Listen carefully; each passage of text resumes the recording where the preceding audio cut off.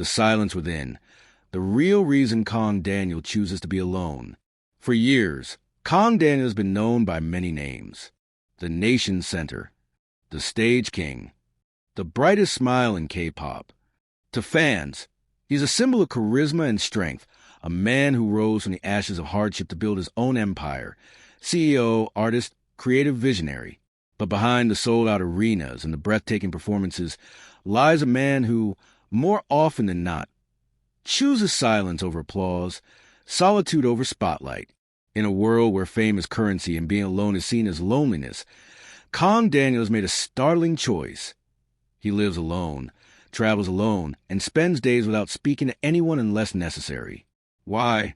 The truth isn't just sad, it's terrifying, and it's never been told. Until now. At first glance, Kang Daniel's life seems like a dream. After debuting with 101 and rocketing to stardom, he launched his own label, Connect Entertainment, and established himself as one of Korea's most influential soloists. Yet despite fame, fan, and fortune, he's rarely seen at social events. He skips parties, declines variety shows. Even his interviews are meticulously controlled, often conducted remotely or through written Q&A. In a 2025 interview with a Japanese fashion magazine, Daniel was asked, "Why are you always alone?"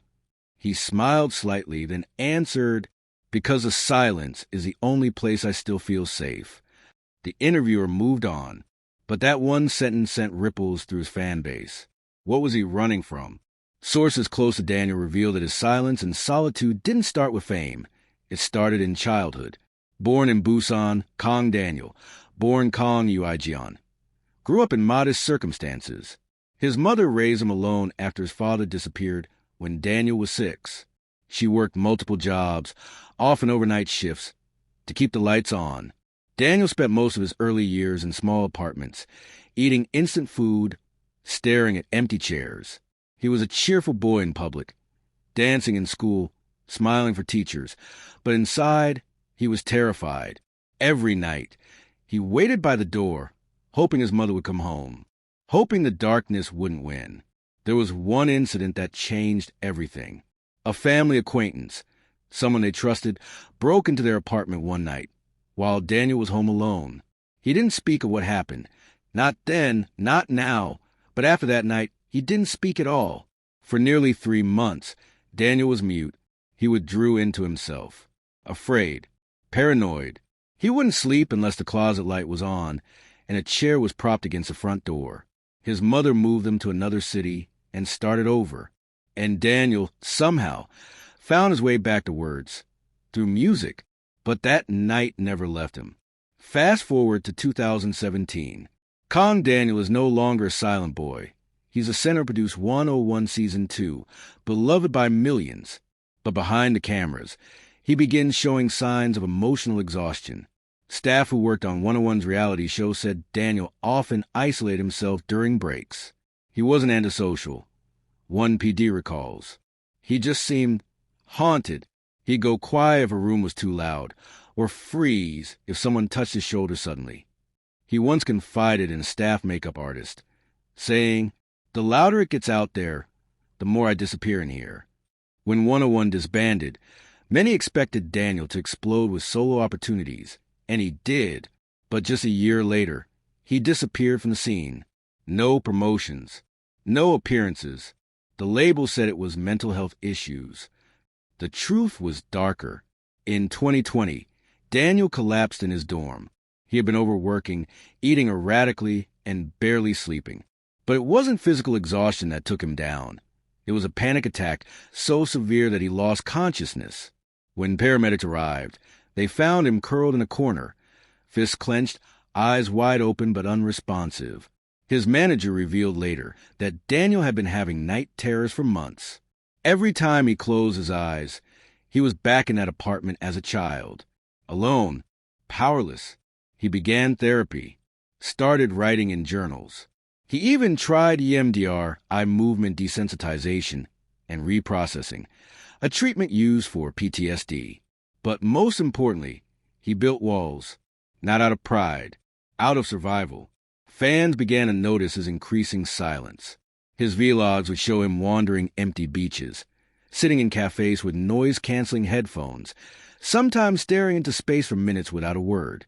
On a private fan cafe post, later leaked, Daniel wrote, "People think I'm quiet because I'm deep, but silence is where I hide, where no one can lie to me, where the world stops hurting me." He turned down award show invitations, skipped overseas fan meets. Even at his own concerts, he'd often disappear immediately after his final bow. To the public, it looked like introversion, but to those who knew him, it was something else. Fear of losing control, fear of collapsing again. In 2023, Daniel purchased a luxurious penthouse on the edge of Seoul. It was soundproof entirely. He installed 3 locks on the door. No security team, no staff, only one cleaning lady, who visited once a week while he was out. He kept the place spotless, almost sterile. No mirrors, she noted in a message to a friend. Only photographs, landscapes, abandoned buildings, oceans. No people, no smiles. He had a piano, one low table, a couch, and a single chair placed at the front door, always propped against it, like the one from his childhood. In early 2025, during a rare interview on a YouTube series, Daniel was asked what he feared most. He laughed, a sound too hollow to be real. Then he said, "Being touched by someone I love and feeling nothing, because I buried myself too deep." The host was speechless. That clip went viral, amassing over 200 million views. Fans worldwide began posting videos titled, "Daniel, please come back to the light." The hashtag You Are Not Alone Daniel trended for weeks. Still, Daniel did not respond. In May 2025, a delivery man made a routine drop at Daniel's apartment. He rang the bell once, no answer.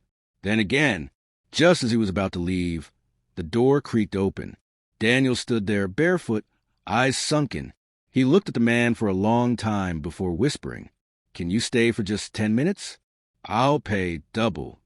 The man, stunned, agreed. They didn't talk.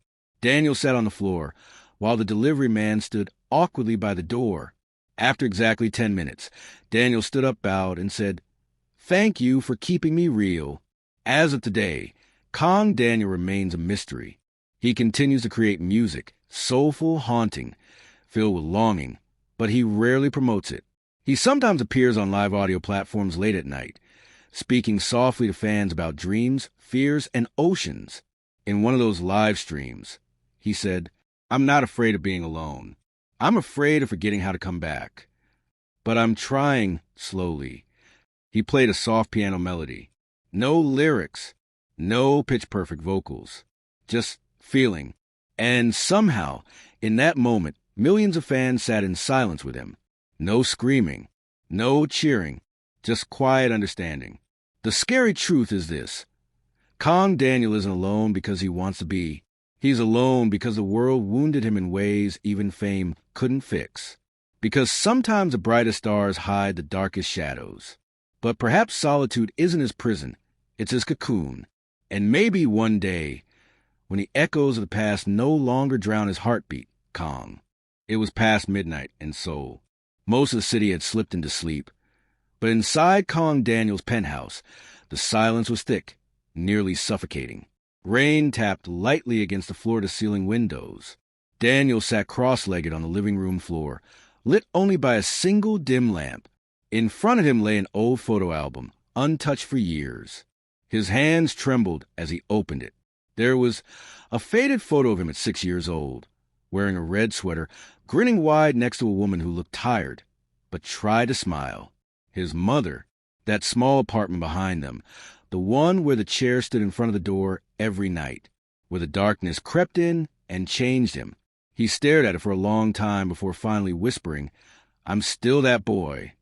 When fans had once noticed a chair propped against the front door in one of his accidental live stream screenshots, many dismissed it as an odd quirk. Memes surfaced, Daniel's Paranormal Prevention Squad, or DIY security. But it wasn't funny. That chair wasn't furniture. It was a barrier, a symbol of control. When you're 6 years old, alone in an apartment, and someone breaks in, your world splits in two. And even when you grow taller, stronger, and become a global icon, that fear lingers. It changes the way your brain interprets silence, touch, even love. Daniel still checked every lock 3 times before sleeping. Still flinched at sudden sounds. Still couldn't sleep if the hallway light was off. He never told anyone, not fully, not even his closest staff. Because how you explain that your stardom is built on a foundation of trauma? Daniel's home looked pristine on the outside. Marble floors, automated curtains, imported furniture. But inside, it was a controlled environment. A fortress built to keep the world out and his inner panic in check.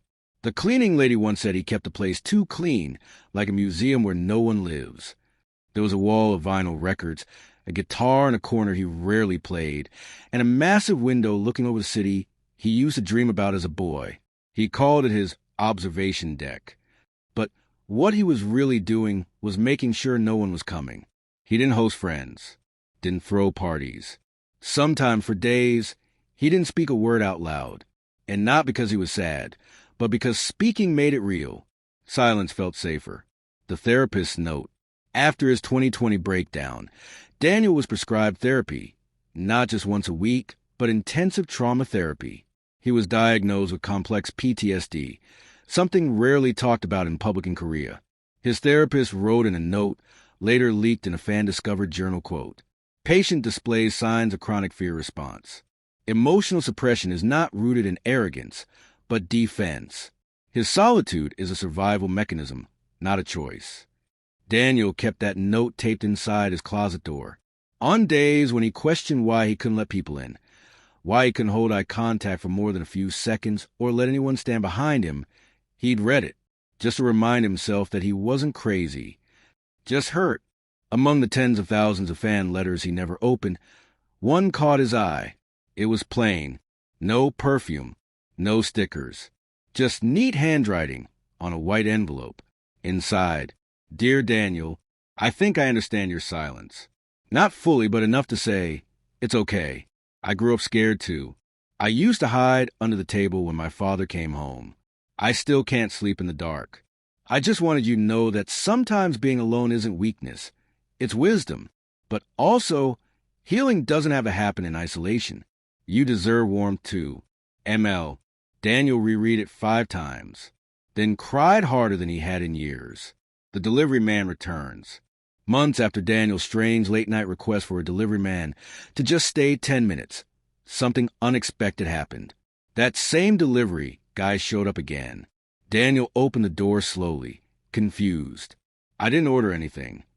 "I know," the man smiled. "Just wanted to return the favor. You didn't know it, but that night, I was thinking of quitting. Felt invisible in this city. But you saw me, so I thought maybe we both needed that moment." Daniel looked stunned. He stepped back, his lips trembling. "Do you want to come in?" It was the first time he had invited anyone in.